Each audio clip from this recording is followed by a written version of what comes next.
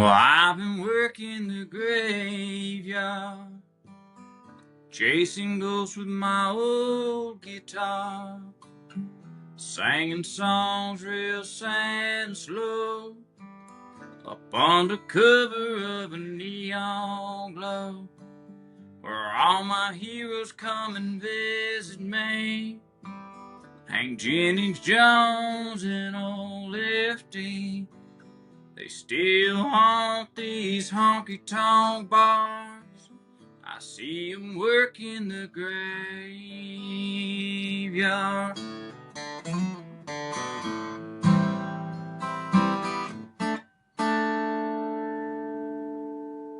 So we have our own Alabama, Georgia line hero, Cody Bolden. How you doing today, brother?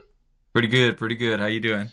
Good. Part of me wishes your dad was from Florida because it looked like it would be bro country. It would be a lot different with that Florida Georgia line. Well, technically, my dad is from Florida, and he grew up in Alabama, so yeah, Man, we needed you here a decade sooner, brother. yeah, yeah. Jeez. Which do you think you claim more, or are you just a balanced person? You know, I don't know. I would love to claim Alabama more. I mean, I'm an Alabama fan. Roll Tide. My dad still lives there. I was born there. But to be fair, I mean, I've been in Georgia since I was two, so it's hard not, and that's probably why. Maybe it's just out of reach for me. It's not actually mine, is why I want it so bad. So I don't know. I mean, I live in Georgia. Georgia's home, but I love Alabama. I love that. And so that was Lineville? Limeville, yeah, it's just a small town in Alabama. It's kind of in the northeast side of the state. We're clear close to the Talladega National Forest. Okay. I just always love giving shout outs to any small town. I come from Ozark, Arkansas, and I've never named I was from anywhere else because those people deserve that credit. You know, it's a town less than 3,000, and I lived outside of it, but they deserve that credit, you know? And That's you're true. right now, you're in Jasper? I'm in Canton, Georgia, so it's just a few towns below Jasper. Okay, okay. And you're doing quite a bit, man. Keep it. It wasn't difficult to find content for you because you're a very busy guy. But with music, it was said that you didn't start picking up the guitar until you were 27.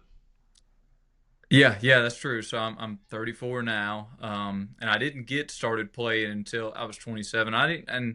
I didn't grow up in a musical household. I mean, both my Hmm. mom and dad love music, listen to the radio, sing karaoke, but nobody plays instruments. I mean, music is literally just always there. They just weren't playing it. They were singing to it, but Yeah. I just didn't. I didn't grow up in that situation to where when I did really get interested, it didn't necessarily come naturally because it's not Hmm. something that I grew up around. Yeah. And how much connection do you have like to Alan Jackson's story? You know, he started at 27 as well. Yeah, well, I mean, really, it's been like later inspiration. I saw the documentary on it probably 2 or 3 years ago. So yeah, I mean, it's good news for me, I guess I'd say. And a lot of people who don't know who you are, maybe even if they do, they might not have stayed up. But one of the coolest things I think I saw about you is how connected you are to food. I've never seen an artist have so much connection to food. Like one in particular is your wife and you in 2015. You'll have a pie shop now, yeah? We do, yeah. So we kind of, and this was, and it all kind of ties in really. And I'll kind of just give you that quick little Come on. story. We were both, we started dating in high school. We met in middle school, dated in high school, dated through college, and then after college, which we graduated from the same school, Georgia College and State in Milledgeville. I had moved up to Jasper, Georgia, and Lauren moved over to Gainesville. And anyway, we ended up getting married and moving to Woodstock, Georgia. And we were both at good jobs. I mean, she worked at the Capitol in Atlanta, and I was a worked for this. I was a project manager for a construction company.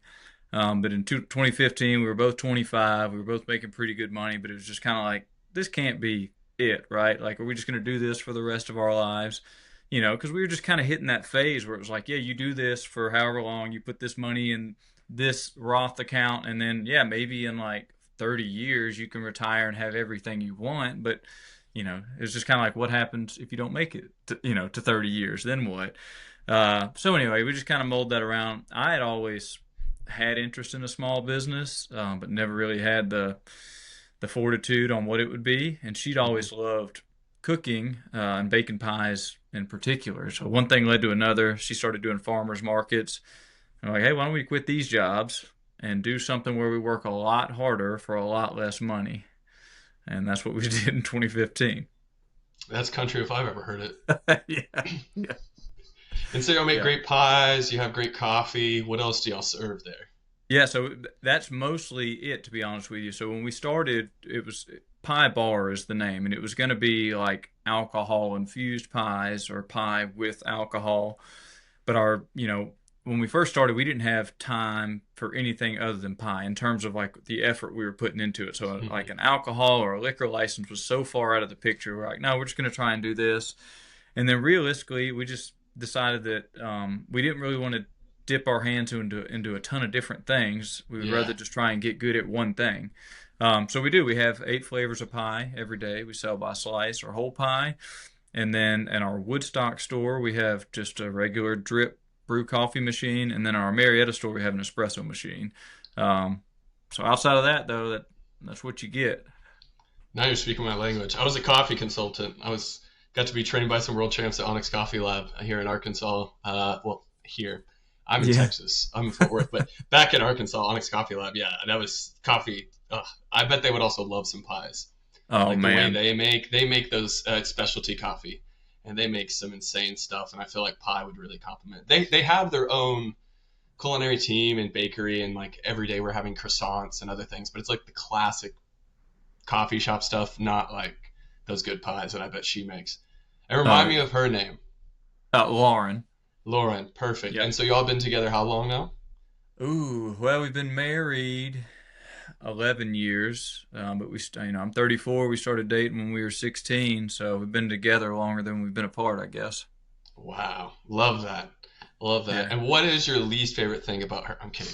What would you like? What do you think encompasses who she is? Like, why would you say this is like? There's a thousand reasons why you love her, but Yeah. if someone is listening right now, like, what is your favorite part, and how does that balance who you are as an individual? Yeah, she's strong and confident and handles conflict well and is well spoken. Now that we've been together so long, I think I've embodied some of those traits, which is good because, I don't really care for conflict. I still don't care for it, but I'm better in it than I was. And I'm certainly wouldn't consider myself well spoken now. I'm just probably spoken. But all of those things she is very good at, and it makes me want to be better at it. I love that. I love that, and that's how it should be. And because of y'all's love, y'all had a little one. And how did they handle the snow? Yeah, yeah. So we had a girl. Her name is Rose. She is a year and 7 months. And yeah, we just got snow here, and we get it. Like every every couple or 3 years, but it's not off the charts. She did. She was confused. It crunches under her feet. It's really cold. You see that scene where kids are just like rolling in the snow, and maybe it's an age thing. She's just not quite there yet, but yeah, yeah, she enjoyed it though. It just took a little time. Love that. Yeah, no, I'm the same. Yeah, in Arkansas, we got snow every year. It was just like, yeah, every 3 years you get a big snow or a big ice. And so yeah, there was some of the great memories of getting out there, making snow ice cream, and we made an 8 foot snowman. No, it was probably like a 9 to 10 foot snowman one year. We had to get the tractor out to put the head on out Yeah, at the farm. It was fantastic. But yeah, those are great memories, and so I'm glad she already got to experience that. Um, yeah, yeah. Same.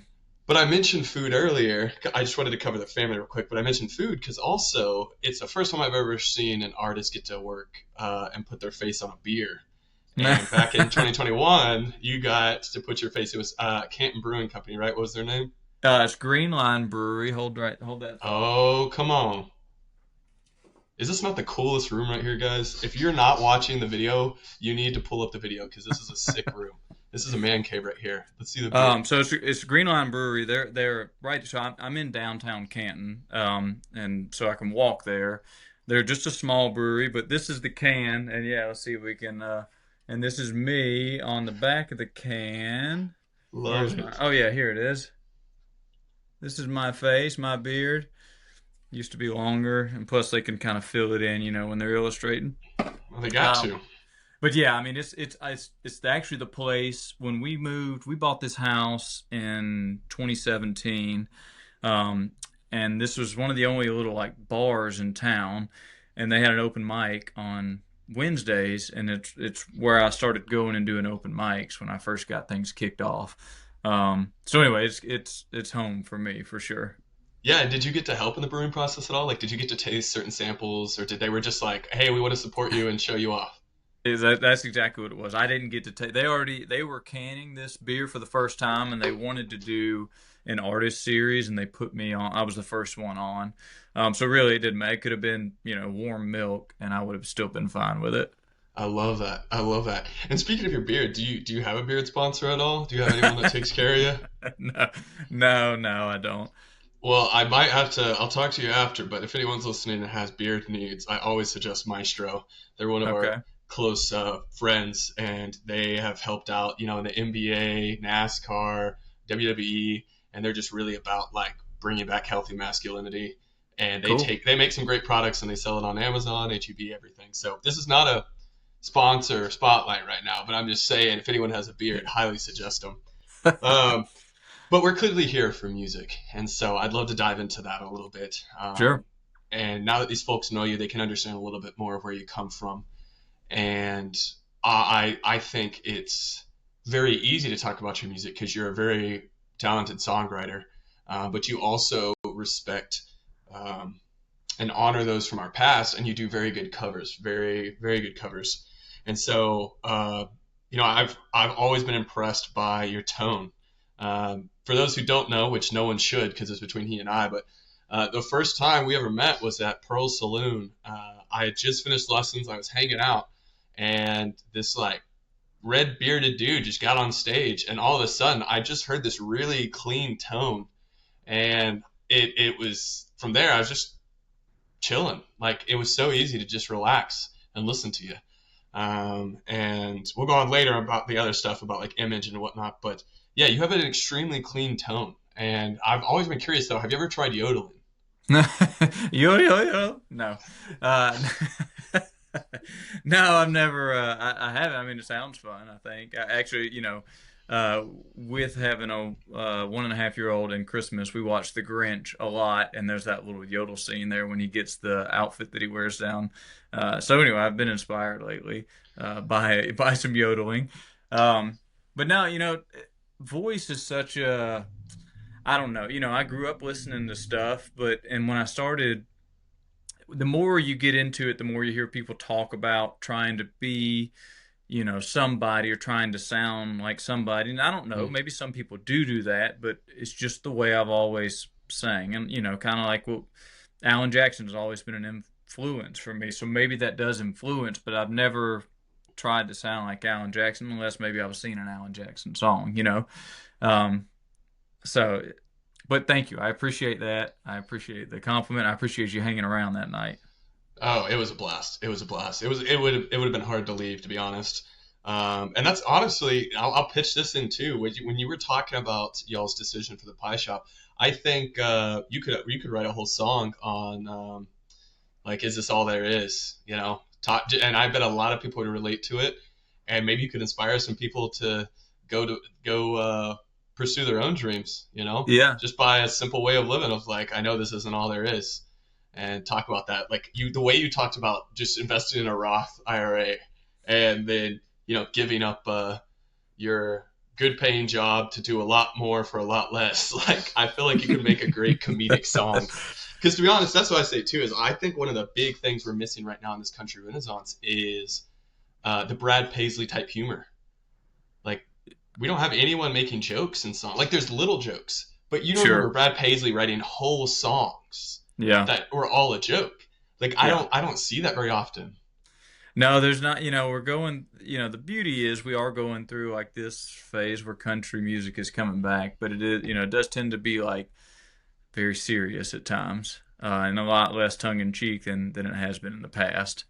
And that's a huge part of country music, like all those old Roger Miller songs, and even before that, Who I forget, maybe it was Little Jimmy Dickens or somebody like that. There's a whole song about company coming over and getting ready for company to come over. And even though, it just the silliness behind that, like that, so But you, that's how it should be. yeah, Like right. that's what country music is like we Yeah. can just write about going out and feeding cattle and like that means something to certain people, but other people are like, what is this? As Yeah. long as it's not pandering, that's huge. And that's where I think I never recognized it, but I think you're right in that. Like I saw it in the honky tonk with dancing, but also in music, maybe we won't get humor until closer to the end of the Renaissance or maybe after the Renaissance is over, because at that point the artists don't have to prove themselves. Right now, I feel like we're kind of in that stage where everyone has to prove their country Sure. like ever since like stadium country started, because there were those people kind of in the scene, everyone else felt the need to always prove themselves like I'm country enough. And now we're kind of getting to that point where I do see artists that are now saying I don't need to prove anything, like I'm just here, and they're starting to get a little more creative, and maybe we will find those songs after that everyone's comfortable and trust each other. Yeah, and that's a little bit kind of, I guess, maybe what I was alluding at with the, talking about Alan Jackson and the tone. And I've never felt like I have to prove that I'm country. And honestly, it never even occurred to me until, there was like a video, one of my videos on YouTube, and it was like fake accent or something like that. And like, I didn't even know people thought like that. It just never Hmm. even, I grew up in the South. You know what I mean? So I'm not trying to emulate anything. I'm just doing the thing. So the idea of like recreating this thing that I don't, it's a weird thing. But the best place to be for great music and great anything, I think, is anybody doing what comes natural to them. And you don't have to you don't have to grow up picking, corn off to be country or play country music. And lean into what you do and do it well. Hmm. Yeah, that's all. It's expressing yourself, and that's what everyone's gonna continue to hear me say to you. And we've had the conversation, but I truly feel like you're very good at being who you are and showing that like extremely well, showcasing it all. And that's where I kind of want to get into that songwriting side of you. And it's clear your family values and your traditional ways just because of all the songs you write. And so your inspiration is clearly from family. You even had the one of Good Memories that Mimi inspired. Talking about that. But I'm curious, what else do you pull from? You feel like what else really gets that either the fire burning and you're like I want to talk about this, or maybe the conviction to say someone has to talk about this. Sure. Yeah, I mean, I think a lot of my muse is the idea of my dad. He was never so my mom and dad split up when I was a kid, real young. Hmm. So as a matter of fact, that's I was in Alabama, born in Alabama, and my mom, when they split up, she moved to Augusta. He actually followed, not there long behind her, so he was there. He was around when I was a kid, but they were split up. But he's just kind of always been a wild man. I think that's where probably the honky tonk stuff comes from. Just in terms, a lot of the songs are. I've got a song called "Don't Ride Your Bike When Your Bike's Been Drinking," Hmm. Love and it. it's really just music that I put to his story. I was 15 years old, and he's 30 years older than I am. So he was doing this shit at 45 years old. Anyway, he left a bar. Cop tried to pull him over on his motorcycle. He decided he didn't want to do that, so he ran from the cops. Got a DUI and got his ass whooped in the process. So anyway, just stuff like that. And of course, there's going to be little embellishments here and there. So that he's always, I don't even know if you could call it a muse other than I'm just putting music to my dad being a dumbass. And his dad's still around. Yeah, yeah, he is. He is. What does he think about you? Like, what do your folks think about your music? Were they like critical of it? Were they really impressed? Like they never knew this was gonna happen? Did they always know this was gonna happen? Like, what are their views on this? Yeah, I think supportive probably. I don't think they always knew it was going to happen because, like I said, I didn't grow up in like that, so it wasn't really a thing. We always loved it. His reviews are good. I mean, because I think it makes him look cool in the situation. My dad, and granted, it is kind of cool. I mean, it was cool. I thought it was cool enough to make a song out of it. Yeah. My mom always complains that there's no songs about her, but I guess it's because she was too busy raising me and not getting arrested, so that's her fault. There you go. There you go. No one. What is it? No well-mannered woman is ever written down in history or whatever. Yeah, But exactly. hey, maybe to be honest too, that's a whole song in itself. You know, that's It is. that's. So I've never written a song because I've never been able to connect in my mind in a skillful way my ability to like. I would say my best ear skill is to be able to hear a song and be like, that sounds exactly like this, like matching Sure. songs the same way, like references and whatnot. But I've never been able to connect that with my ability to write poetry. So I've never counted myself as a songwriter. However, man, I see so many ideas of just like that should be a song. Oh, that should be a song. You know, like there it is. And that's what I Yeah. love is to be able to like just hear stories from people, especially with guys like you. Like you said, like embellishing stories though is what makes them interesting. Because yeah, there is country that needs to be talked about the day to day simple stuff, but the point of the embellishment is to make it like a dreamlike.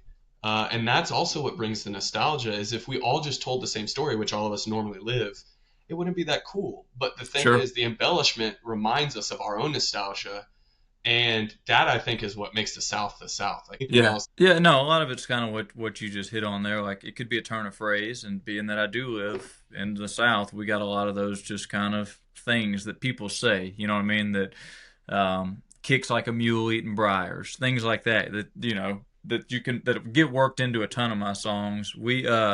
But a lot of it is just experiences. I mean, there are a few songs that completely came from nothing, just a story that I came up with, Hmm. but most of them come from something. We The one we're working on right now that'll probably come out first part of this year, maybe in the next month or two. It's called "We Drank the Bar," but the full title is "We Drank the Bar at a Lone Star Beer," and it was the first night that we had came to Texas a few years back. We played Adair Saloon, um, Hmm. and we they were selling pitchers for basically the price of two beers, but I think it was holding like four beers in a pitcher. Either way, we drank so much of it that they told us that they ran out. They could have just been cutting us off. But anyway, we were like, is this like this is Texas, right? This is like you don't run out of Lone Star beer. That's got to be a cardinal sin. And you let a couple of guys from Georgia come here and drink drink you out of Lone Star beer. So anyway, it's just stuff like that, and songs for me, you talk about kind of connecting them, making that connection to poetry. When I write a song too, it's usually the melody and the hook kind of that comes to me first, and then I build around that. And a Hmm. lot of times I try and build it in like three phases, so it'd be three verses, and then that chorus connects through. Um, so anyway, like that night, one of the verses about Tyler, my bass player, one of the verses about me and Jason, which is is my drummer. That was the three of us that were there that night. Yeah, and is hats a requirement for your band? Hats are not, but it is encouraged. Well, Yeah, everyone has a really cool hat. Like every time I when I watched Joe that night and when I've seen any videos, I like always see on hats, and I was like, we got to get these guys a sponsor. well, Like that is a lot of money they're putting into that. we're not 19 anymore, and we're all losing our hair, so hats are a must. Ah, come on, it's extra stage light, you know. AV would Yeah, probably love you. Get yeah, you a for little sure. disco ball going. Yeah, Yeah. I'm glad too you already went into the. I was about to ask about the melody and hook, and that's exactly if I ever write songs.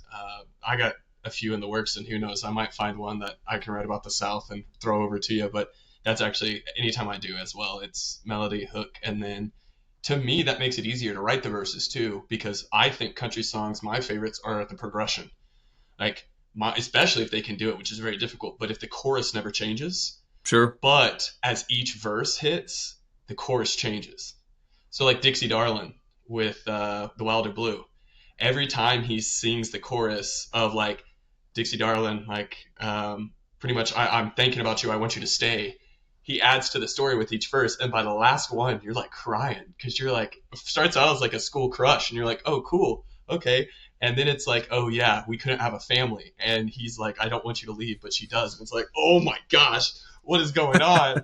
Come on, man. Yeah. And so I love when artists are able, like, really able to do that. And that's where I'm really curious, and I'd love to hear your thoughts. Being from Arkansas, I feel like we're kind of all thrown in. with subgenres. And I don't know how every artist always tells me they don't think subgenres are important, and I think they're just trying to be cool. Because again, you work so hard to get into the market. Why would you not want your market? Because then someone else could just take it. But I Sure. think the South has always kind of been kind of like the stepchild in country music.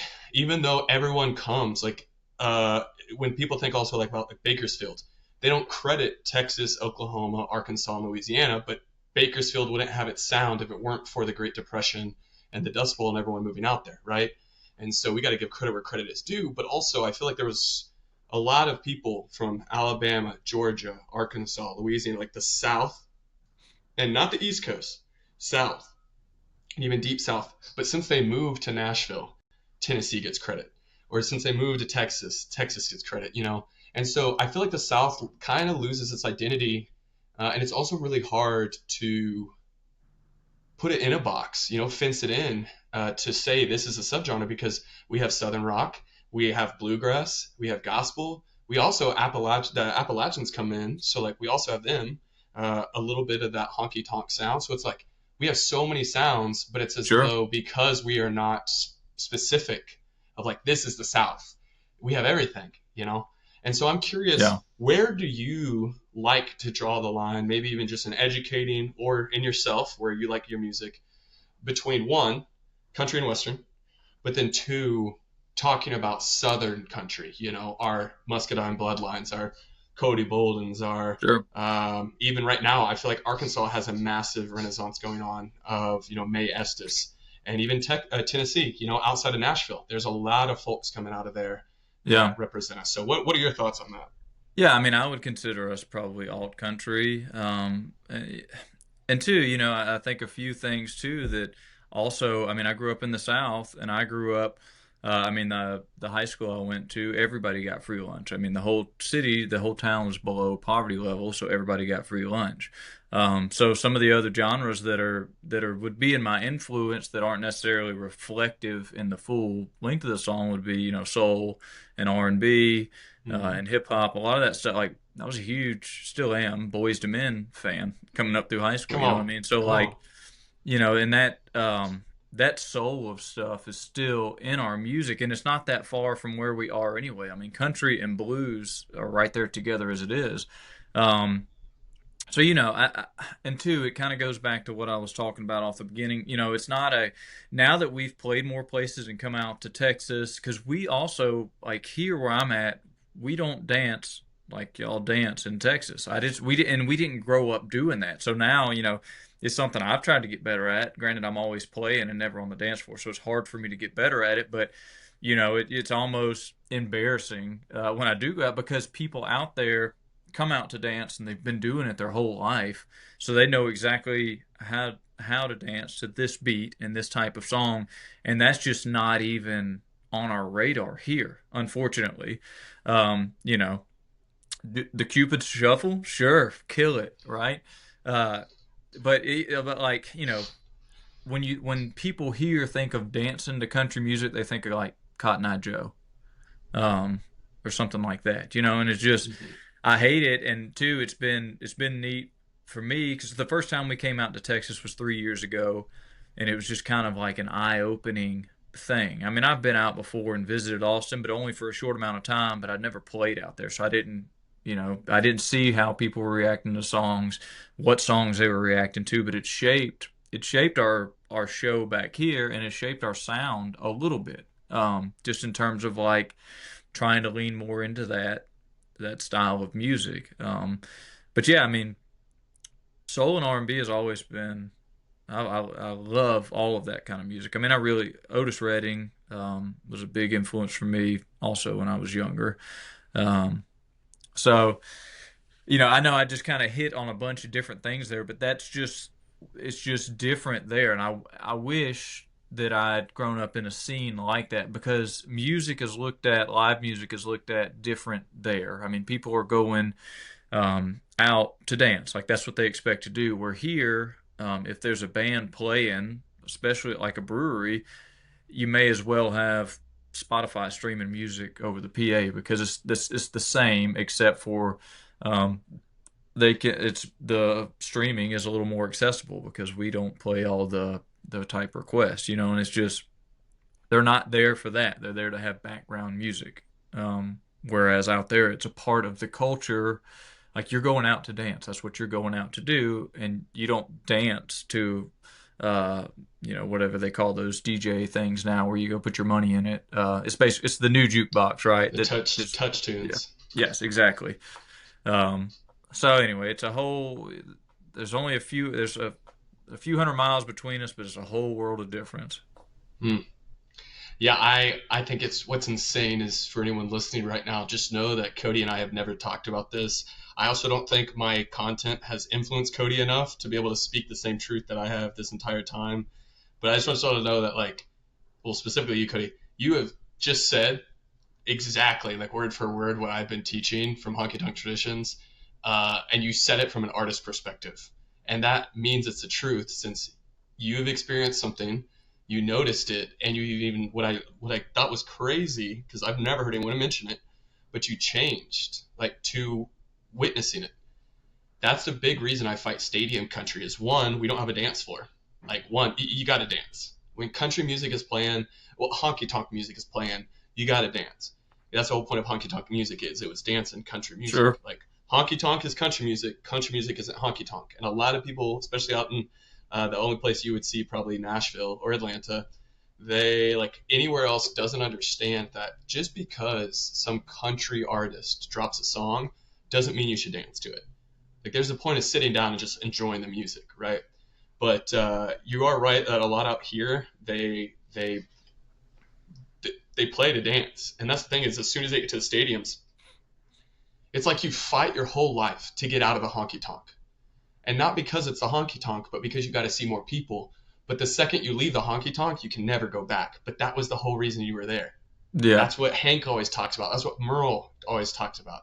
That's what Waylon always talked about. And yet, our biggest names for decades, they're gone, and they don't come back because we can't handle it. We don't have enough people or space, but also we don't have the etiquette. People can't respect one another enough to dance and show the artists how their music affects us, like you said, Right. and still have people standing room. And we love to get rowdy, but people just get too like they don't get rowdy, they get stupid, and that's what I Yeah. hate. Is I want to have a space for people like Zach Top to still play in these honky tonks, but I knew once he played Billy Bob's once, he was done.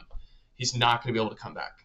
Like that's why certain people are not able to come play because they don't have time. They're playing stadiums now, and they're done.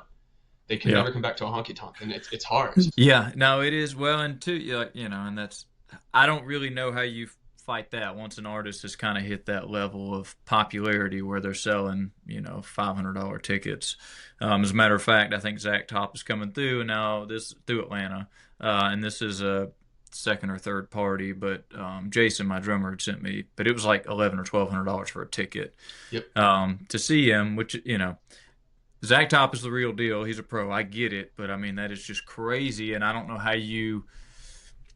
how from a business standpoint, from the guys that are running and selling all these tickets, how do you, if you're selling tickets like that where everybody's sitting right next to each other, how do you warrant giving up the space for a dance floor? And then two, somebody like you, where it is, how to dance, and it's very important on what you're doing and how you're doing it. How do you combat Hmm. that with people like me that don't dance well and are just standing in one spot on the dance floor and doing it all wrong? Because there's going to be a lot of me out there too that, like, their girlfriends or wives drug them out there, because it is we went to um this has been like 5 years ago. We went to the American Legion in Nashville where they used to do Honky Tonk Tuesday, and it kind of reminded me of probably what it would have been like had George Jones toured through town in like the 60s, Hmm. for multiple reasons. One is the space. I don't know if you had ever been there. They don't really recently made a change. They're not doing it at the Legion anymore in Nashville, but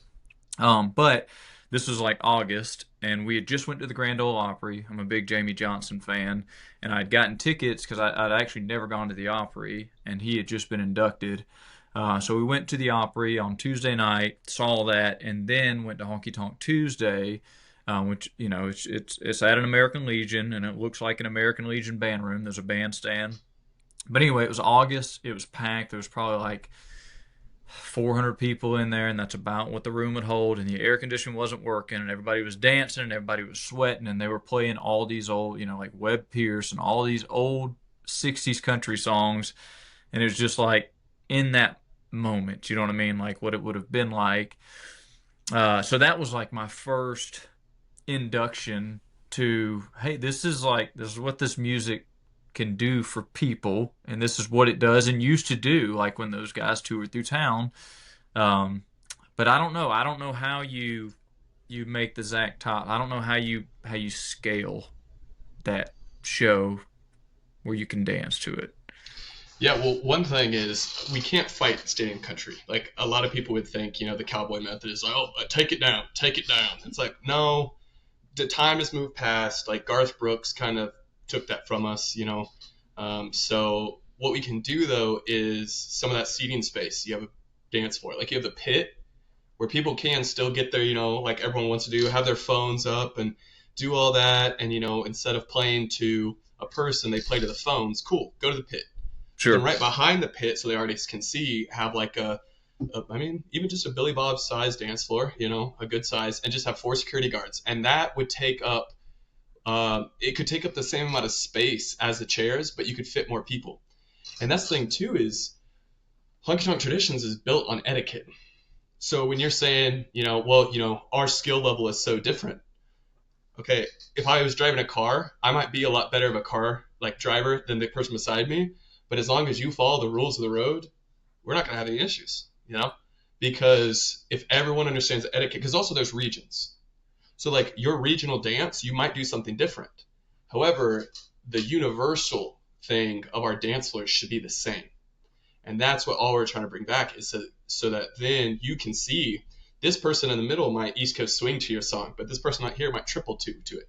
And you just see a floor of triple two and East Coast swingers. And you get to play and decide how they dance to it, which is crazy because you probably would have experienced the same thing. Did you get to go to Longhorn Saloon in the Stockyards yet? Pearl Uh, Estates?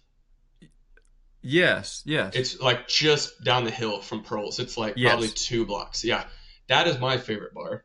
Okay. And they call it a museum. They don't even call it a honky tonk because it's so old. Yeah. And what they'll do is they'll play like a polka, and you'll see like you can kind of pick up on when he's going to do it. I mean, sometimes it's just a song they finish that way, but you'll see them start like laughing with each other because they know they're about to kick it up. Right. And what they'll start doing is you'll just hear the bass start pumping, and he'll just start slapping, and then the drums will just start slowly building. They'll just slowly build, and they'll start hitting this polka. Of course, it's like a fiddle solo Sure. or a steel, and they'll try to get the polka dancers as fast as they can. And there was one point they went, it was like a 6 minute song, I learned. This is why all the old people stepped off the floor. I didn't know this. And they saw us at like 3 minutes, and we thought we were done. And then they kicked it up, and all the old people pushed my dance partner and I back on the floor. And they're like, y'all got this, y'all got this. And for the next 2.5, 3 minutes, again, I was a tri-sport collegiate athlete, man, and my legs were tired. I was Sure. breathing heavy. And when we finished, they surrounded us like we just won a championship. And they were like, yeah, and cheering for us, like all these old dancers. And that to me, in the same way, like you had at the Legion, it was a moment I realized I was like, I'm doing the right thing. And like, I'm going to Yeah. keep fighting for this because I want everyone my age, for generations after me and generations still, I want them to know like this scene is still here. Like Sure. we are still here, and like music is still here. That huge connection. And so I think you really it was impressive how well you cover that. I don't even have to like add into what you're saying. It's like the truth. It's just the truth. There is a connection and there's accountability from the artist to the dancers and the dancers to the artist. And that to me is what brought in bro country and pop country as a whole was stadium country, not seeing dancers. And so you either had stadium country or you had Appalachian, and that's it. Sure. Texas country scene, Red Dirt, kind of started building its own thing, but until like 2016 with Appalachian country, we dancers suffered like badly, really badly, and we're still fighting the repercussions of that. So as Sure. much as I would love folks like you to see like the best dancers we can everywhere we go, I don't think it'll happen for probably another like 5 years to 10 years. But at that point, I would love for you to be able to witness like you did, hopefully at Pearls. Except we'd love more people because you played a Sunday night, I think. We ended up playing like the early show Saturday, and then yeah, we played a Sunday when I think Sunday. when you came in on Sunday. Yeah, yeah. And so I'd love for you though to be able to see a full floor of like really talented dancers reacting to your song. Because that's, I mean, that's not why you wrote it, but that's one of the beautiful connections you have, you Yeah. know. Well, and I'll say But what's neat too is inherently because of that, none of our songs by design, not by design, undesigned, I guess would say, none of our songs are catered and had been to that. So we'll drop into halftime sometimes and back up to a full because none of it was like. So it's interesting to see the people that are dancing what they do in those moments. Same thing with covers because exactly. we don't play covers the just like the record a lot, and we will. It's really more to entertain ourselves, I guess. Hmm. Probably it makes the song more entertaining as well. But we will drop into halftime and then back into full time, back into halftime. But yeah, it's funny you talk about the accountability thing, um, because it is when it is it's a thing that I don't feel out here, but I do feel there is, if we're playing, I mean, I really work on my set list to try and make sure that it's going to be an appropriate. Now, granted, if we're playing 4 hours, there's going to be some stuff in there like, there's going to be some Southern rock stuff in. But what surprised me is that people are dancing to that too. They're just so. But the accountability, because I feel it on my side on the stage of, hey, if I have people here, there's one thing to have like active listening people, but if I have people here that are actively dancing, it's my job to keep them dancing. I mean, in the big picture, it's my job to keep them in the bar. I mean, that's why I'm there, Exactly. and to keep them in the bars to keep them dancing. So there is a bit of pressure, especially on my end, of somebody that doesn't play these kind of places that often throughout the year when I'm there. And so it's just interesting you talk about the accountability thing because I don't know that I'm not in that realm much because I'm not playing out there that we visit. But it is something I feel a pressure of when we do come out there. And I do. I really wish, like, I don't want to say I wish. I hope to bring this mission out there. I'm just trying to build the brand right now so that as I do move across the country, like, and try to tour in a sense, people, it's enough of an event that people will come out, and that way I can just pop into Alabama and Georgia and Tennessee and back to Arkansas and Montana and everywhere to then focus on the rural areas, you know. And that's a future thing. But yeah, I do. I was very privileged that my mom taught me to two-step when I was 6, because not a lot of people did, you know. And I would say our grandparents did. But the issue I see a lot of the times is that during our grandparents' time and after, the American dream really took over, and it was about the grind. And it was like if you have time to dance, you're not working enough, you Sure, know. And that made artists suffer as well. And then that just built kind of into the consumerism side, and so there was less enjoyment of the dance, and so our parents never really got that, and our grandparents, a lot of grandparents even suffered from it, you know, but we definitely did. And so I would say like 2 to 3 generations skip dancing, and we're seeing the effects, and I hope to change that, but uh, you never know. And that's what I think too, you would really, bands like you would love to see if you haven't already, but like playing a happy waltz, like or like a play on the thing, like a sad polka. You know, polkas are never sad, but it's like to be able to be so creative that you know they're going to dance this way, but then sing this way. And it's the sure, same thing too, like you're saying, there's people right now, and a lot of people think this is old, but we have new artists and also like kind of alternative country artists that you would think are very poppy, but they're mixing polkas and waltzes 3/4 times with a 4/4, and it's like, wow, like the creativity you have. And the reason they probably did it was because again the verses were very like storytelling and happy, and they're going, and then they drop into the chorus and it's a waltz because they're talking about heartbreak. And the specific one I'm talking about, it's like, don't ruin this record for me, though you're yeah, polkaing, and yeah, the polka's like talking about, you know, this great relationship with this guy and blah blah blah, blah, and all the memories they're making in the truck and da da da, and then it drops into the chorus and it's like, please don't ruin this record for me. Like, you know, and so yeah, it is fun, like you said, that, and I wish more of us would see it, that you can switch stuff up and watch how people react. That's how you can tell the true dancers that are listening to you is how do your feet move. And that's sure. why as a dance instructor, we try to teach it. It's not about the movements. It's not about your flips and tricks. It's about responding to the song with your feet. Right. And I think that's so cool that you already see that. But you've clearly traveled well, and I'm curious, what's the furthest you traveled? To play has been Texas. So, and that's kind of just, so it started was actually with South by Southwest, which we've never been Yes. official artists for, but when you get into music, that's like the festival. And I think it's kind of funny when we first, this is our third year. We're also not officially showcasing artists this year, but we're still going out because it's just good to be in that scene. And it's funny, the longer you do it, the more you run into people that are very jaded by it, which I get. I think there is a time and place in your career, if you will, to be a part of that. And then you kind of get jaded in the sense, just like anything else. We're like, yeah, you can't park anywhere. Everywhere is expensive. I get it, but we're still hungry. Like we want those shows. I want that. We're still grinding it out. We're not above that. And I don't think a lot of the guys that are jaded feel like they're above it. They just maybe don't necessarily want to deal with it. Whereas like, yeah, we'll take those shows. Give us those shows. As in, like your fans are pissed off that you're playing too big of shows, or No, as in like other artists that have oh, think you don't maybe deserve been it. doing this for 10 years or whatever. They're like, no, why in the hell would I go there and not be able to park and have to be in and out in 20 or 30 minutes or whatever else. It's just where we're like, no, do we get a chance to like go and play? Hell yeah, we want it. We'll take it. And luckily, since we've been coming, but Texas has been it. Now we do North Carolina and we do Tennessee and Alabama and Florida and Georgia. So we kind of stay right in this realm. I mean, my schedule, having pie shops, I'm really just a handyman there. I kind of work on refrigerators and there's always something tore up. Always.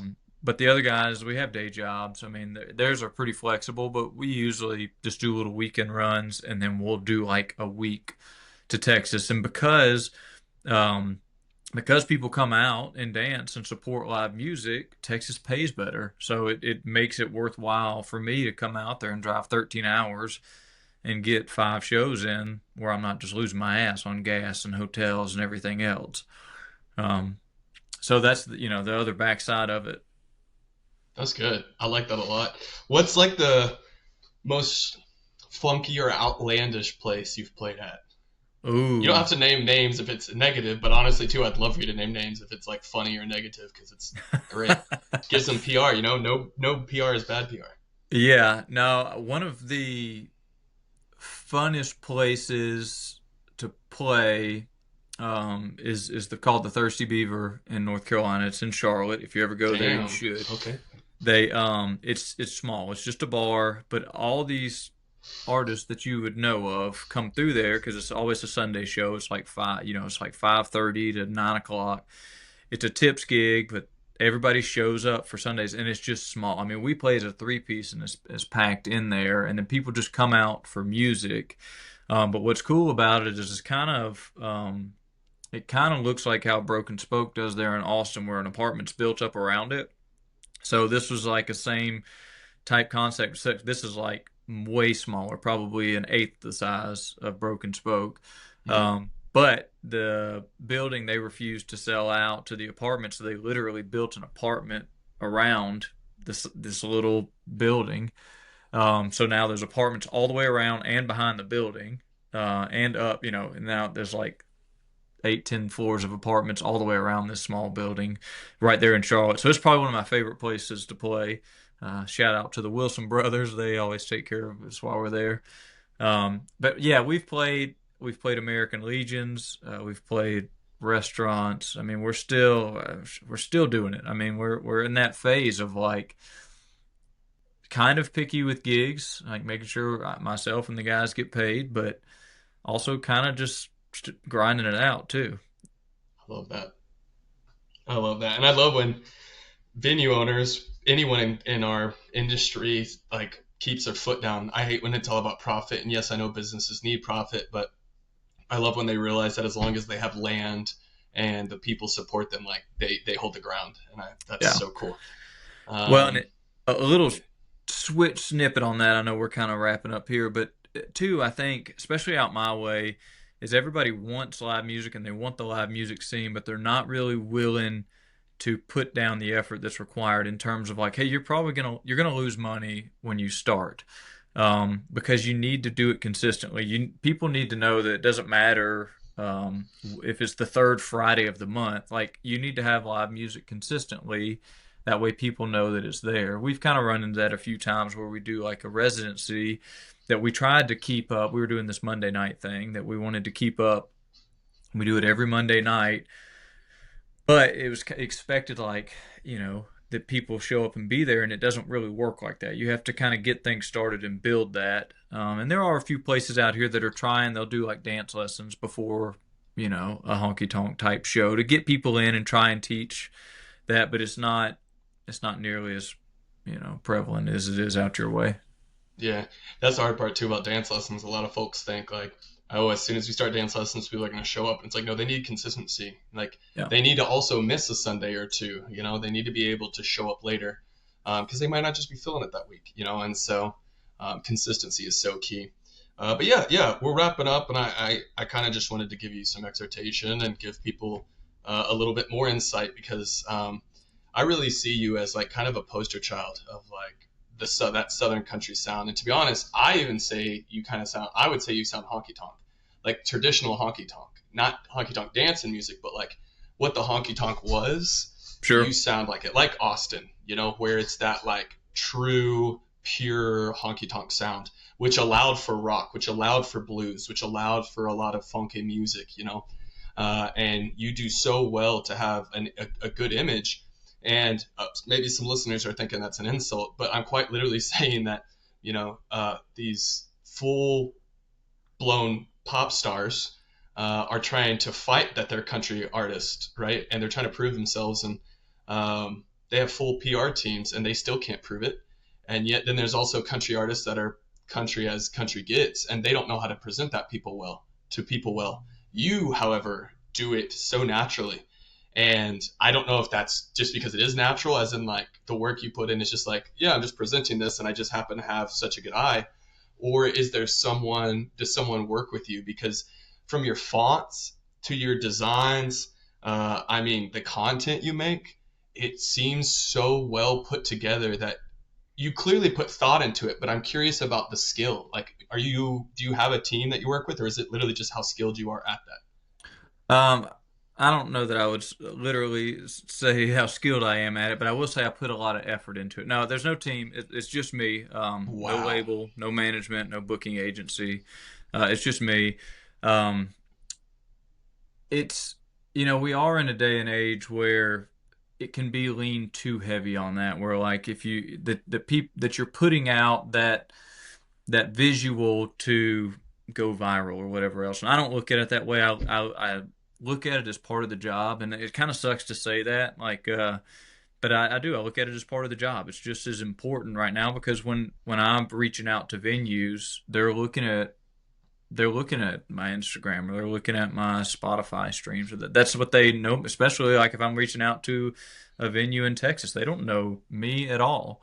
Um, but no, I don't have like a calendar where I put everything in. It's like, oh, I'm going to post this on this day, and I think that's part of the deal is because it is natural. It's like, oh, this was a good thing at this time.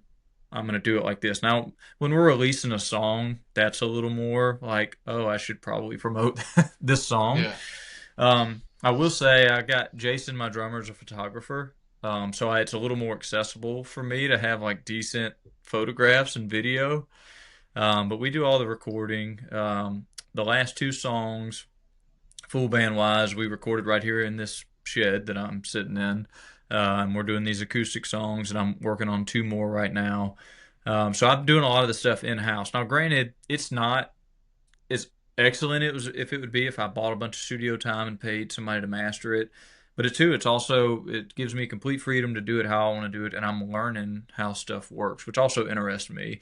When I was recording in the beginning, it was like I don't know, I'll sing the song and y'all just figure the rest of the shit out. Whereas now I'm figuring the rest of the shit out.